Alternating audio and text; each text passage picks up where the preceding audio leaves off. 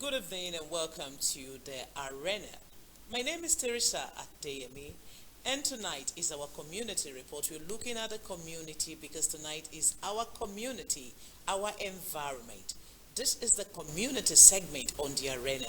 Welcome once again to the arena. My name is Teresa Adeyemi, and today we will be looking at flooding situation in Lagos. The flood in Lagos, it rained today again, and I was just explaining myself to engineer that I passed through Ogba today. I don't know how to describe it very well, but I know if you're familiar with that axis, you will know what I'm talking about. The Sunday market, you pass through the Sunday market, that turning that leads to Ogba Junction. When you pass through Sunday market, you turn right. I don't know the name of that road, but it was flooded, and I saw cars turning back. Cars were turning back, turning back, turning back. And I was like, what's happening? I never knew that area used to be. That area is always flooded whenever it's raining. And I look at it. We are living in Lagos. We are surrounded by waters. What are we not doing right? What exactly is wrong? Is it our fault? Is it the people's fault or the government fault? Or we are both faulty? I have a guest in the studio with me tonight. His name is Engineer Hakeem Ogunbambi. He is the former Permanent Secretary, Ministry of the Environment. Welcome to the show, sir. Thank you. Thank you for having me. Good evening. Good evening, sir. So like I'm saying, tonight we are looking at flooding in Lagos. We're looking at flood in Lagos, and I keep wondering, what could be wrong? The flooding situation in Lagos. Let me quickly read through this. Several areas in Lagos have been hit hard by flooding. We have the worst hit areas are Lagos Badagry Expressway, Ebute Road, Lagos Island, Satellite Town, Trade Fair, Abule Ado and Agopala's Way, among other areas. Even Ogba, I witnessed Ogba today. Cars were turning back, but just because I drive a small Jeep, just like I told you, I was able to pass through the waters. What exactly is the problem in Lagos, sir? Are we the problem, or the government is the problem? Once again, good evening. We are all the problem.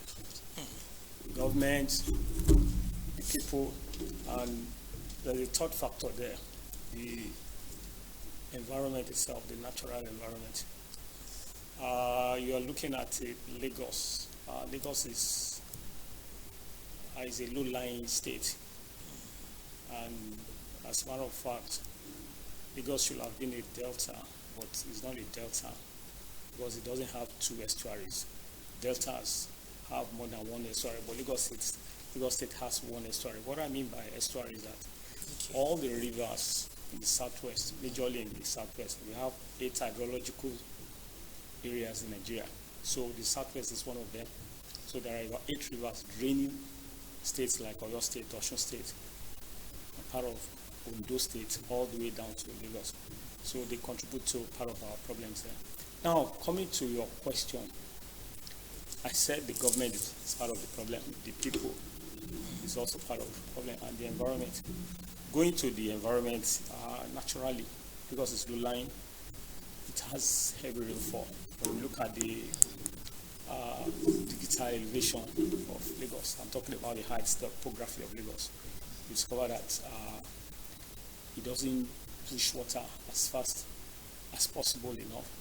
So also we have other issues, like the rivers too. Their natural environment, they must overflow. If you disturb them, they have to react. They will react vigorously and violently back. So if you disturb any line of river, so also Lagos has a coastline. The state has a coastline of about 180 kilometers, all the way from the Badagry Peninsula to the Lekki Peninsula. So the coastline, naturally, they are subject to climatic factor, coastal environment. Coastal environment means you are likely going to have ocean surges, you are going to have waves, you are going to have tidal inundation. So those natural areas will naturally keep flooding in the state. Now, what the people, now we go to the people. The people, they need a lot of education on how to manage, one, the wetland beside them, then the drains, then other water bodies like lagoon.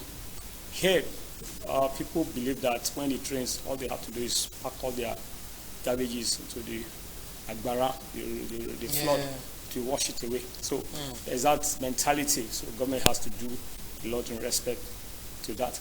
Also, we have what I call wetlands all over the place. Wetlands are areas temporarily or permanently flooded. People tend to see those wetlands, like marsh area, mangrove areas. They tend to look at them as developable into land. Even government officials, to government policies too, and that's why you come in with reclamation when they do a lot of reclamation on the wetland.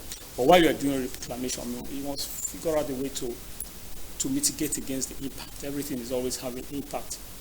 So then we now go to government. Government has to do more in terms of funding drainage projects. They have to do more in terms of coming up with drainage plans and implementation. Also, they need to increase the capacity within the system, escalate the knowledgeability of the people running the system. Government must invest in individuals and all the time try to put round pegs in round holes. So as of now, we are all part of the problem. But looking at Lagos State, if you want to compare Lagos State to other states, we're doing fairly well here. We're doing fairly well in the sense that we're subjected to three fundamental flooding factors: the river flooding, the coastal flooding, and the urban flooding. River flooding, like I said, you have it from all the rivers. You have River Ogunbambi, which is in the urban area. Okay. There are other rivers that are generating floods. They normally overflow. That's where the high. Yes, we have River Osun. River Osun comes into the Lekki Lagoon. River Ogun comes into Lagos Lagoon, near Ikorodu there. And you have Yewa River discharging into the Badagry Creek. If you ask people about what is happening in Badagry sector, like the Yewa River there, they will tell you their farmlands are always flooded. But because we don't live among them, they are like rural settings. It's not urbanized. So nobody will hear their cry. Hear their cry. Yeah, so they don't know what they're going through. But because River Ogun passes through the urban setting here, River Ogun passes through the Lagos-Ibadan Expressway. You see it at Kara, there where those cows are being sold rather. Then it passes through again through Ishari North towards Ikorodu Road. At a point in time, the catchment of River Ogun inundated, the catchments were inundated, and up to now, the solution is yet to be found for Ishari North. So you continue to have flooding around such area.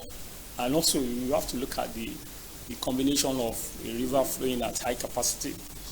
Then you have what we call the tidal inundation, so the tide level will rise unnecessarily. Then you have the other factor, rainfall. You just imagine the three environmental events happening at the same time.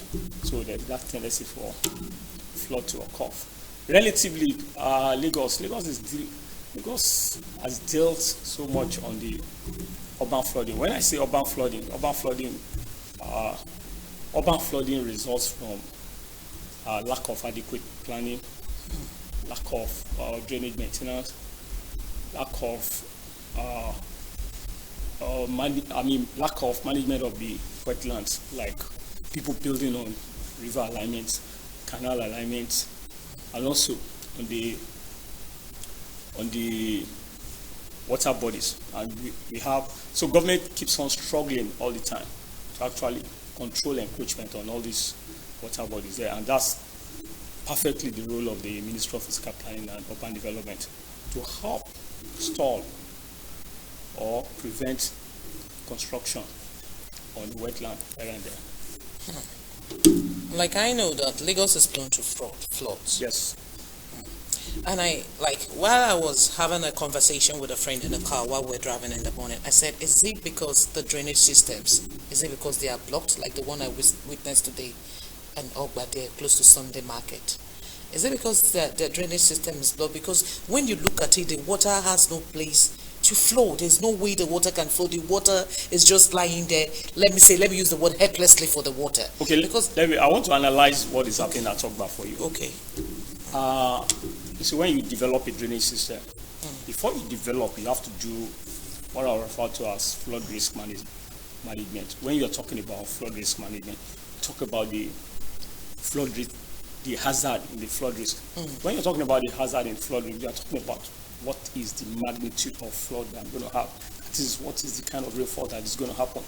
Or when you want to determine the kind of rainfall heaviness, rainfall heaviness, is derived from the frequency of the rainfall. A rainfall can be happening every year.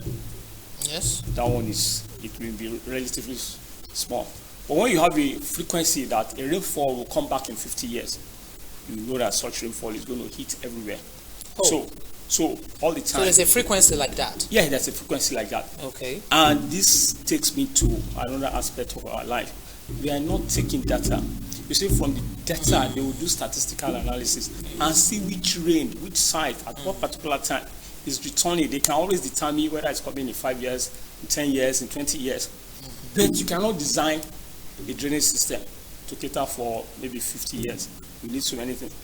You need large space, because if you look at the mechanics of flow itself, mechanics of flow is like you take the load, that is hydraulic load, the water, the runoff coming, and you must figure out a conveyancer to take that hydraulic load away, and that's the drain. That's the gutter. Let me use the word gutter. That is canal that will take it. There are natural canals, they take it, like the rivers, they take it. But when you go and disturb the conveyance system of a river, you shrink it. When you shrink it, you put it in danger, and it will react and overflow the banks. So going back to Ogba has a drainage system that used to work. That used to? Yeah, that used to work. Used to, okay. Yes, but the alignment given to that system has been corrupted by the shops along the Sunday market. The police, the station there actually is degenerating that axis. Lagos State has to come in and do urban restoration there, restore that area. Now, what is happening now is that the existing drainage system cannot continue in that alignment. So you have to give it a relief and take it to somewhere. And the relief is right behind those shops in front of the police station. Then you take it back again to Ajayi Road. Now Ajayi Road is slopey. Yes. So you have several canals crossing that. Once you cut that place, the water disappears. That's part of the structural solution that you can give there. So solution comes in different from. Let me go back to the flood risk too, that we are not doing very well. So you determine the size of the rainfall or the runoff that will be generated. Then you have to go back again and see, okay, what is the size of the area that is going to be affected? When I know the size of rainfall is coming, so let me go back to the size of the rainfall. The area, the catchment that is going to be affected. That's when you go to exposure. So from the exposure now, you see all the buildings that are likely to be affected here and there. Also, you go to the vulnerability. Who and who is going to be affected? Who and who is going to die? What properties and all those things. So we must continue to do that. For the flood risk assessment, from the hazard thing, we'll have done what they call digital elevation. You see the lowland, because water, the flood is like height of water. So any area that is lower than the height of water will be inundated. That's what flooding. So naturally, at every point in time, you'll be doing an analysis. All the analysis to see what is going to be the height of water that is going to happen at the end of the day. But Lagos State has done one fantastic thing. They have done what we call stormwater report for the entire Lagos. They have done a kind of stormwater study and design for the entire Lagos. And I don't know what the consultant has put as the cost. But then, if they are able to implement some of what is written in that study in the document, at least Lagos State will go a long way. I mean, resolving. So, one fundamental thing is, first of all, to do your diagnosis. Which area are susceptible to flooding? Okay. And that's what the report has done. The report has told us that, okay,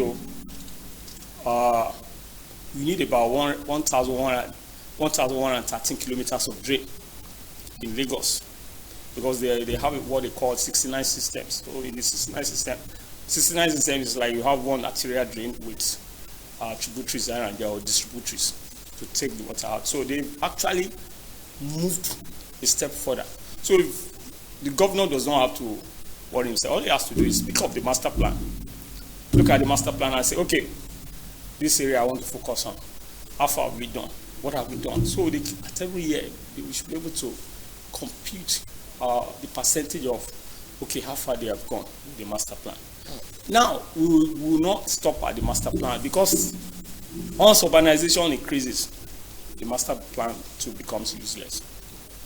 What I'm trying to say is that if you plan, because according to the plan, maybe the kind of design they have there is maybe 1 in 10 year rainfall. But suddenly, if the place is highly urbanized, you have to be talking about 1 in 20 year rainfall now, because you need to expand the size of the channels and stuff like that. So it's a lot of work, and you have to escalate the capacity to know what and what to be done. But do you think it can be done? It can be done. It can. It's not a rocket science thing. But according to our findings, or according to reality, we know Lagos State is prone to flood. Yeah. So do you think there's any measure that can be taken by the government to stop this flood? Is it possible? Is there a possibility? That's what I'm trying to tell you, that the measure being taken by the government is to do diagnosis in terms of planning ahead for the future and do a report. Then the second thing they're doing is that they are trying in terms of stormwater draining construction all over the state. Then the third one is that they're doing maintenance of the existing infrastructure. Sometimes government capability and capacity are dependent on the people driving the system. If you don't get the right people to drive the system, you are likely going to, it's like you're pumping money down the drain. Nobody will see your effort at all. Nobody will see. Now, it's not all problems that you have to resolve with structural measures. Like you must build draining canals here and there. There are no structural measures that you have to take all the time. First of all, prevent people from staying on the floodplains here and there. And that's what we're missing here.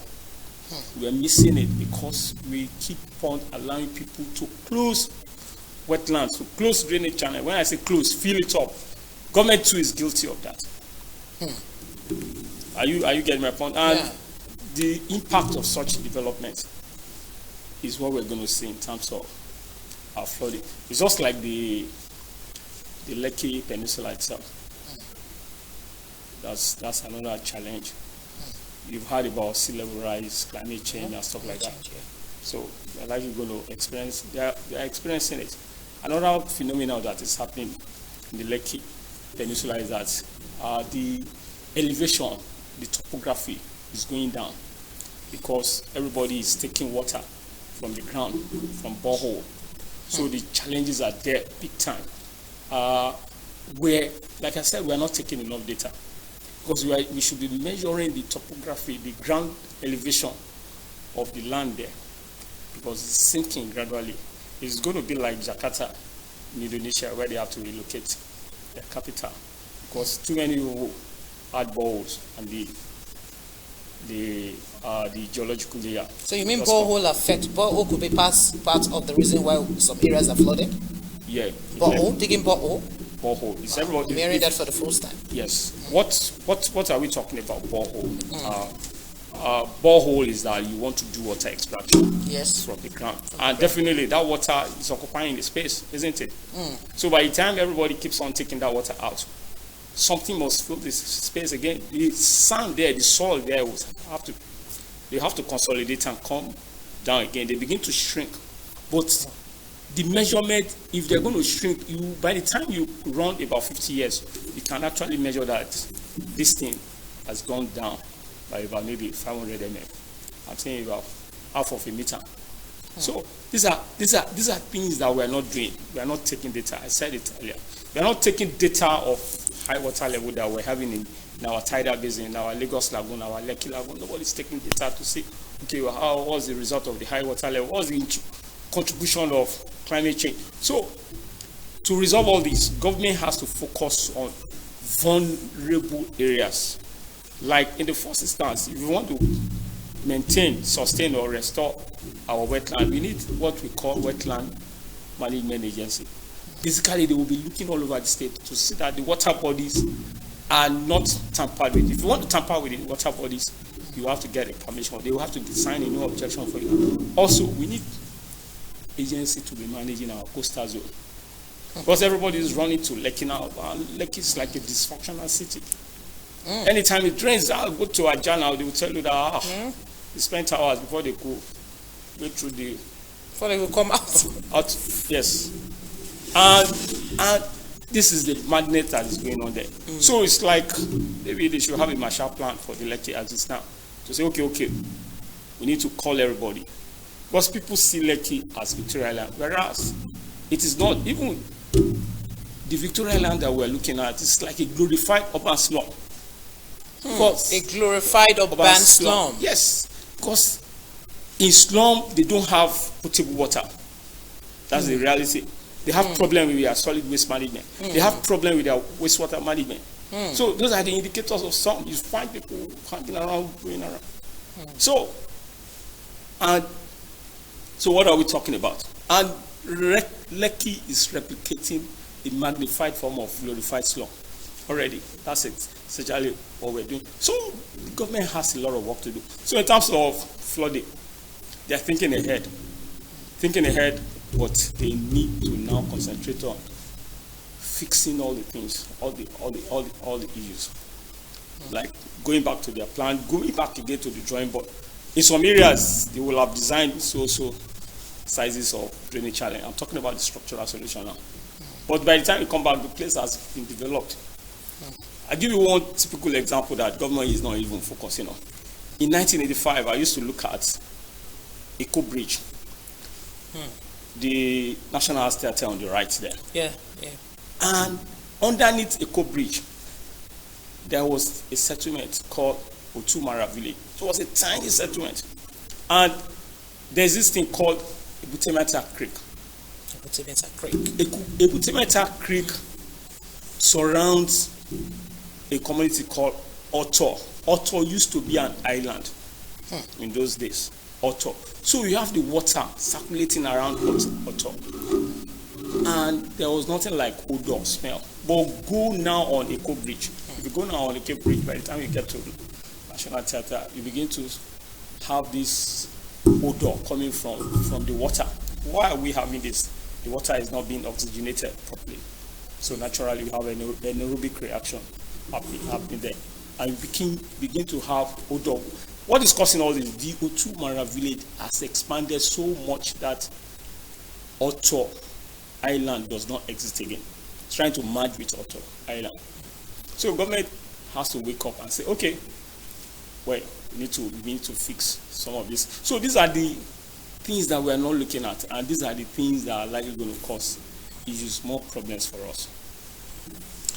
All right, thank you very much, sir. It's still the arena, and this is our community, our environment, a segment on the arena. And you know the arena comes to you every Mondays, Tuesdays, Wednesdays, Thursdays, and Fridays at 7:30 to 8:30 p.m. We'll go on a quick break, and after this break, we'll be back to enlighten you more and to talk about more about the floods in Lagos. Stay tuned. We'll be back. Hello, with everybody for you. Say hello to GoTV's newest package. GoTV Super Plus has all the great channels you love on GoTV Super. Plus, big-time international and kids channels the whole family will love. Plus, plenty of live Premier League action on Super Sports Premier League channel. It's the package you asked for, and we listen. GoTV Super Plus, available from 1 August. GoTV, love it.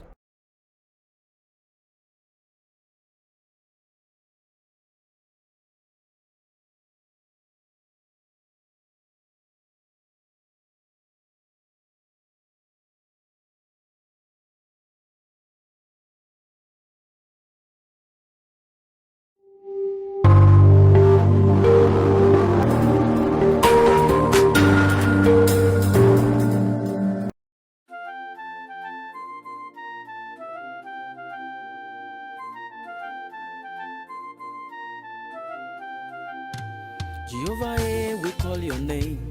Ninja people, they call your name. Jehovah, we call your name. We no get any place to go. Jehovah, we call your name. You fit on our tears to joy. Jehovah, we call your name. Ninja people, they call your name. Oh. Jehovah, we call your name. Ninja people, they call your name. Jehovah, we call your name. We don't get any place to go. Jehovah, we call your name. You fit on our tears to joy. Jehovah, we call your name. Ninja people, they call your name. Oh.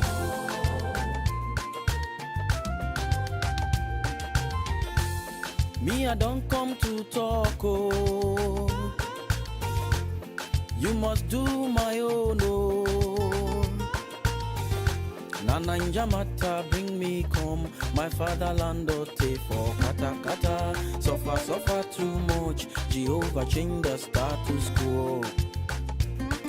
Ewo, Jehovah change the status quo. Jehovah, we call your name. Ninja people, they call your name. Jehovah, we call your name. We not get any place to go. Jehovah, we call your name. You fit on our tears to joy. Jehovah, we call your name. Ninja people, they call your name. Oh.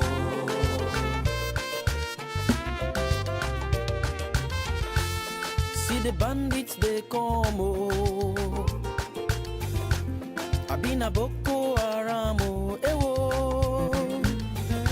Na so bombings, time they rain, and like it all gate and for white paper, kill it too much. Jehovah change the sky. Take it from me, the mind-blowing way to do things is the Glow LTE advanced way. When you stream, it's like you're in the drama itself. When you make calls, you reach where others can't. Coffee! Doing business is like running Wall Street from your street.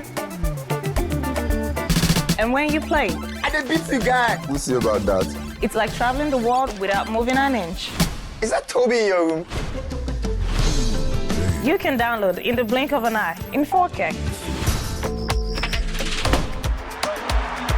Go. And when you go for your dreams, it's like running with the strength of 3 nations behind you. Glow LTE Advanced, the power of 3 data networks in one. Get a Glow SIM or dial *301#.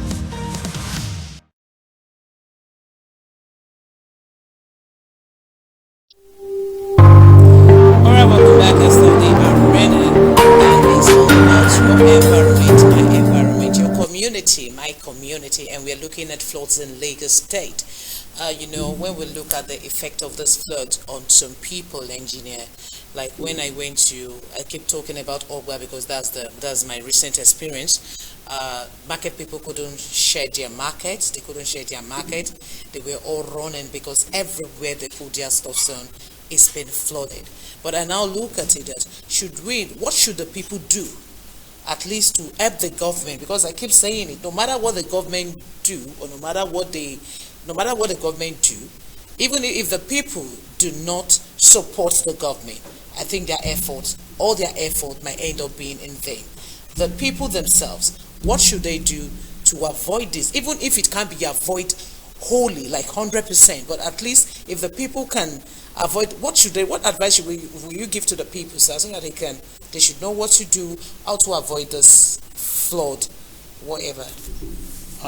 The first thing people should do is to recognize that as they are performing their role, those drains too have a role to perform.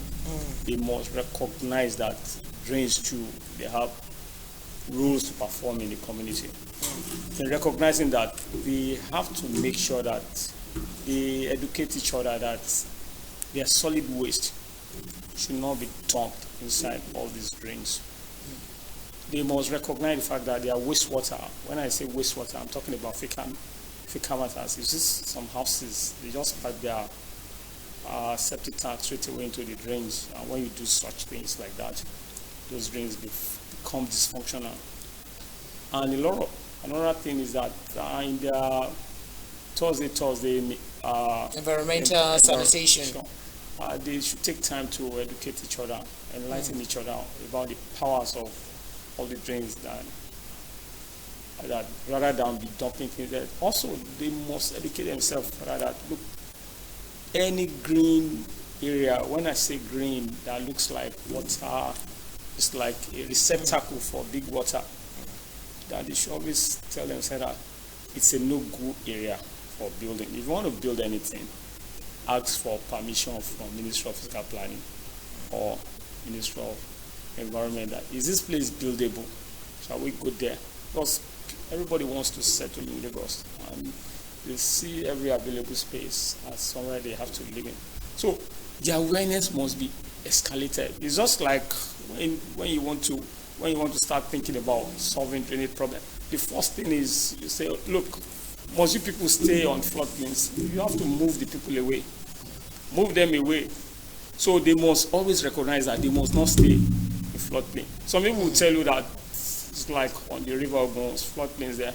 Some will tell you that their forefathers have been living there, so they cannot leave, and there's nothing anybody can do to say they want to. So they are like living in flood water. So such people, when they have such thoughts in their head, they will transmit that to every other person. You can always live within floodplain. It's just like people living around Alpha Beach, along the coastline. We've been having erosions there, and those people have refused to vacate. They keep on, the shoreline keeps on taking their land, and they keep on moving back. So they keep on moving back. Somehow, government has introduced a kind of measure called revetment groins to actually fix part of the erosion, but that is not actually working very well because we are now having climate sea level rise that is even going over those revetments now. And when they go over those revetments, they're likely going to damage them. They will destroy the foundation and erode them further. So we keep a lot of our people, they need to imbibe that culture that water is dangerous. Another thing is that when it's raining and you see flood water in front, they must educate themselves that it's a no-go area. A moving water. Stagnant water is different from moving water. A moving water can drive, and it can make an individual that is about 70 kg fall down, can actually wipe you off. A moving water of about 1 foot can actually do that. 300 mm. So we have to be careful in the kind of water that will move it. So all this education, and also we must begin to implant it into the kids too, that water is good for drinking, water is life, but water too can kill. When somebody is dead too, is water that they are going to use to wash the dead body. So you must know the power of water. And you will now know the power of water when it's moving, when it's running the velocity. And so, especially when you are on a slope, that is even dangerous because it derives power also from sudden slope. That's the nature of flood water. So we have to look at the mechanics of flow too. So on people's side, they have to imbibe discipline, managing. If government can do more on solid waste management, power of flooding may reduce. Because if Loma is telling us publicly that they are taking about 13,000 tons per day as the waste being generated, if data and analysis are being done properly, the same 13,000 tons are inside drains all over. If you go around gorges, most gorges in Lagos, all these cat pushers have turned them into solid waste dump site. You understand what I mean by gorges? Gorges, they are like cliffs. You are up there, you are seeing. So those guys will just go there, and they're always behind estates. Nobody sees these cliffs, and these guys dump waste there. So until we arrest and deal with solid waste management clearly, then I can say flooding problem may actually reduce, because presently our drainage channels don't start. So it's just like if you go on Agigumoto Road now. Agigumoto Road from Mushin bus stop all the way to Moshalashi. Government has not been able to resolve all the drainage problem there. That road keeps getting bad, and what's the problem? I can say it for free. Those drains have been rebuilt over and over and over. But what's the problem? Those market women, they just dump waste into the place. The only solution there, if you really want to solve the problem of Agigumoto Road, eradicate all the markets on both sides there. Keep them far away from the road. I can tell you those drains will flow. To flow. They will flow. That is human what the problem there is caused by human being, and it's part of what we call the urban flooding problem.